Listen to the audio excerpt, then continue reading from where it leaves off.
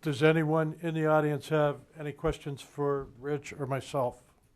Yes, sir. I have a question for Rich. In his introduction, you talked about model aviation, commercial and public use together. Commercial and public use are totally different. Commercial has rules, public use has none. Are you suggesting those two are being thrown together? I apologize if I caused some confusion on that. I was really lumping them together because they're on one side of the rule and model aviation is on the other side of the rule. In terms of our perspective, you're right. In aviation, public operators are allowed to create safety programming within their own programming on how they train their pilots, certify their aircraft, maintain their aircraft. But when they operate those aircraft in the national airspace, they still have to comply with the operating rules within the national airspace.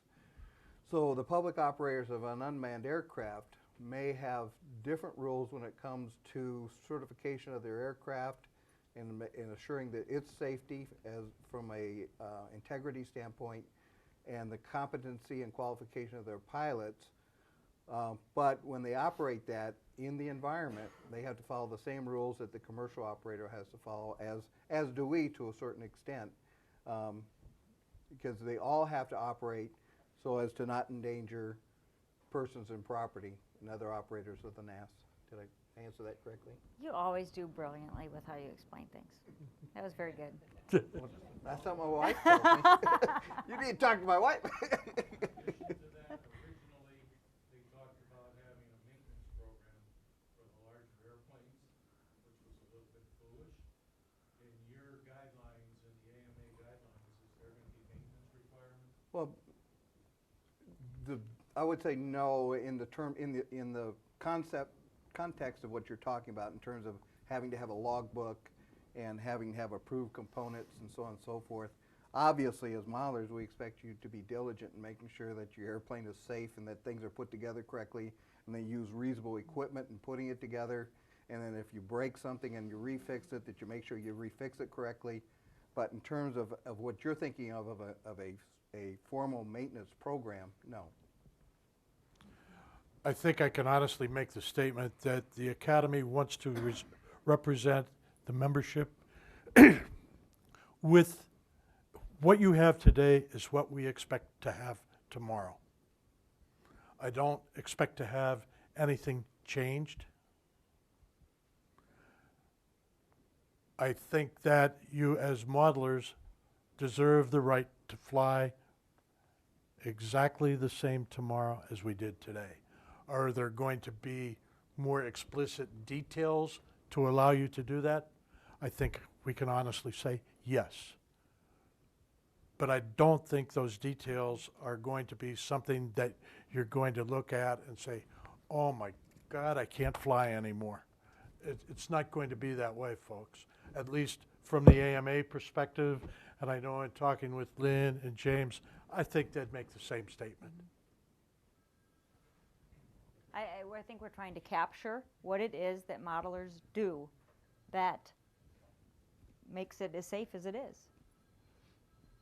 But I do hope that when this is done, that guy that was at University of Virginia recently that almost hit that guy, made him jump into the bush, and I just saw it on YouTube. That's why I know about it. That people like that can't do that anymore. Well, and I don't think there's a person in this room that would not agree with you. So it's those outside operations that we don't want to see, that we all hope we don't see anymore. But we're trying to capture what it is that modelers are doing, that is safe, that keeps it safe, and put that into writing. And that's a tedious process. But I think hopefully exactly what you say, that you're probably not, and I think we noticed this when we did our capture of what it is that you do that keep your model operation safe, that you don't realize all the things that you do and that you're aware of when you go and fly your model. But there are a lot of things that modelers, do without even really thinking about it, because they know, well, of course I'm not going to go in the middle of the schoolyard with, my turbine and take off on the track and, buzz the kids. And they're things that modelers do. And we're capturing that. And codifying it, and hopefully people really will not see any difference in how they operate their models today. All right, as president of the Academy, I thank you folks for participating today.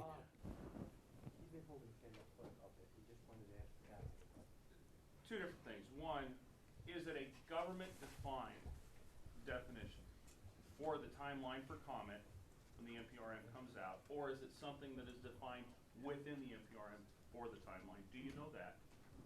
And then number two, with the Academy and the entire proposal you are working with Lynn and James on, is there a period of comment when you have your final solution for all Academy members to look at, or is it a done deal, or will it be in that? In terms of the MPRM, there is a set procedure they have to follow when they release an MPRM, and I don't remember whether it's 60 or 90 days is the minimum.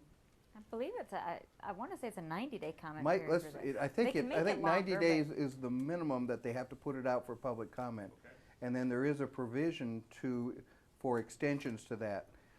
So let's just say AMA, for instance, we feel that 90 days is not sufficient for us to totally communicate with our members and give them an opportunity to respond. We may apply for an additional 30-day extension to that 90 days in order to make sure everybody's had a fair opportunity to respond. So I've always been put it out as anywhere from 90 to 120 days is what we're probably going to be looking at. But I didn't understand the second part of the question. As you and Lynn and James have been working for, I guess you'd say, the established standard with AMA. The standard, with okay. FAA for the program. Once you have, if that will be in the NRPM, or will it be a different document? And if it is a different document, will we get to review and comment on that to you before it becomes final? It's entirely different. Okay. The rule and the rulemaking process is entirely different. The only way the two come together whatsoever is in the rule will be a provision for a standard. Everything else now is separate. What we're doing now in developing the standard is an internal process because we're not near at a point where we're ready for comment. But I know Dave, when he was president, made a commitment to the membership, and I can't speak for Bob, but I'm assuming he has that same commitment, that before we give it to them and say, we're done with it, please review it for acceptance, we will get it out to you for your comments. Very good. Thank you. Now, you'll have to excuse me. My buddy back there in the white shirt, he's not giving me the typical hand signals that he normally does. However, again, I thank Lynn, James for their efforts. If you think sitting up here for over an hour in the hot seat is fun, I really appreciate the efforts that they've gone through. Rich, I thank you for your efforts. I thank you folks for coming and participating. If you have questions that you want to ask myself or Rich, we're here. Lynn, James, thank you. Thank you.